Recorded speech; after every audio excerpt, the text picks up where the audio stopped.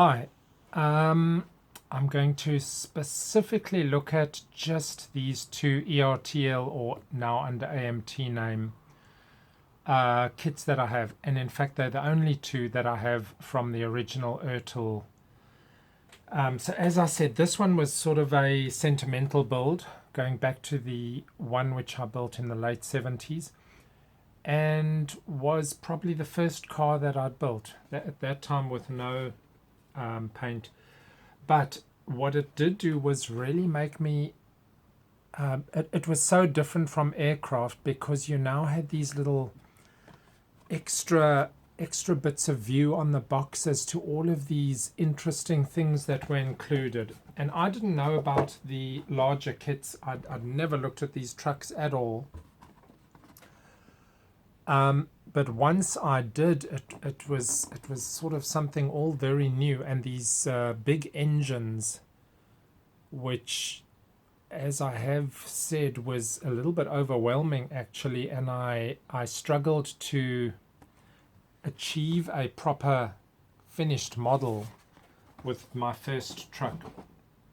But let's first go back to this. So this one is nearing completion, got the decals on now. Now, mostly good. The glue was good on the decals. Obviously, they sort of new release under AMT, so these are not decals that go back to the 80s. But I did get a little bit of a problem, and I ruined one of the windows at the back, and I've tried to polish out the damage that I did. And the damage was because of wanting to use contact adhesive to glue that in, which worked very well. So gluing that window in such that you can't, this is absolutely going nowhere, absolutely robust and strong. I just got a string from the glue being contact adhesive, and it accidentally went onto that window and affected it very fast. So I've been polishing a little bit. At the worst, I will have one window that's bad. So I learn, I always make some sort of mistake. So this is all done now. I still need to weather that down a bit, but that's all looking quite nice, I think. The engine bay obviously is quite bare, except for the engine, way too bare for reality. There's still a battery there, and I'll probably make little battery leads. But very, very nice, and certainly looks extra cool when inside the car like that. Now, they didn't have this hinged bonnet, which is interesting. I hadn't given that thought before. So the bonnet is sort of on or removed, no hinges. But anyway, I'm very happy with this. Very, very nice build. Obviously not nearly as advanced as Tamiya or more modern kits, but very pleasing. The biggest fault that I have is the half molded wheels, which I have no reason to think why they would want to do that. And on this truck,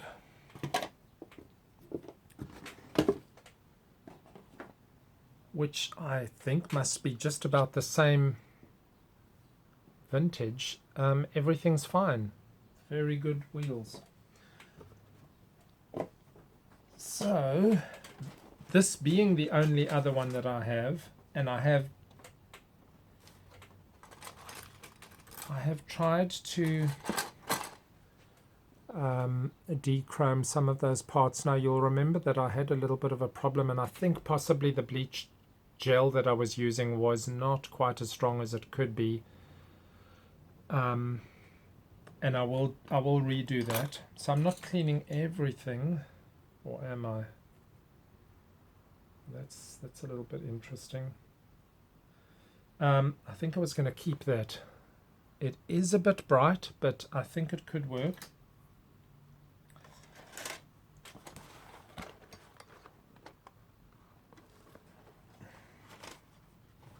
So this is the Transtar 4300. I would have liked a Paystar 5000, but that's fine. I had a Paystar 5000 long ago. That's the one that I didn't quite complete. Not a ridiculously complicated build either, considering how much bigger this is than the Scout. To me, the engine is sort of the main attraction, and that getting that whole area very, very nice looking. The color scheme and cab is nice to look at, but I don't know what color scheme I would use, but it's you know, somewhat simple along these lines. You just need to choose something that looks good. So I probably will actually start getting busy on this. Now if I just hold this up, do you see that bright chrome on the inside of the rims was just way too much. I didn't want this truck looking so shiny. So that's the reason for dechroming that, and that one was mostly successful. That's all off. I was still pondering that. I haven't put that into the bleach yet. So lots of the parts have been sort of cleaned up.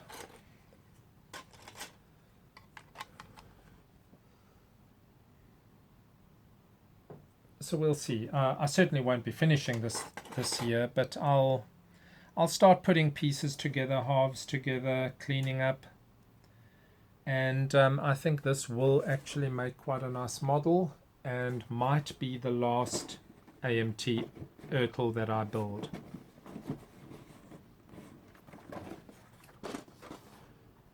Although if I got a Paystar 5000 come across, if someone was selling one, I might grab that. They are available. They do sort of fetch a little bit of a high price. I was recently looking at that very big one, the one on mining sites. I can't remember that huge yellow truck, but I didn't really feel like that one. The Paystar 5000 is sort of the only other one that I'd consider. But I did really like the boxing, even though this style of non-photographic drawn artwork is very aged. It was very nice to look at back in the day.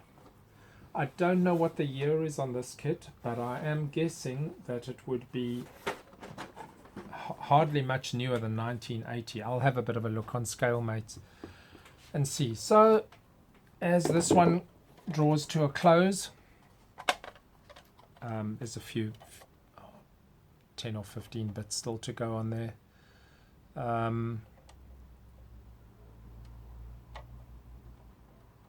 Oh, the other thing I can mention is the headlights. They molded in on that, and now I painted that in chrome, my version of the chrome, as opposed to their original chrome, which I'm a lot happier with. But the headlights, of course, are a little bit out of place in that they're not clear, but so be it. That's just the way it is. So I'll see if I can clean up that window. But very nice looking car. Okay, that was just a quick one. Happy modeling. Cheers.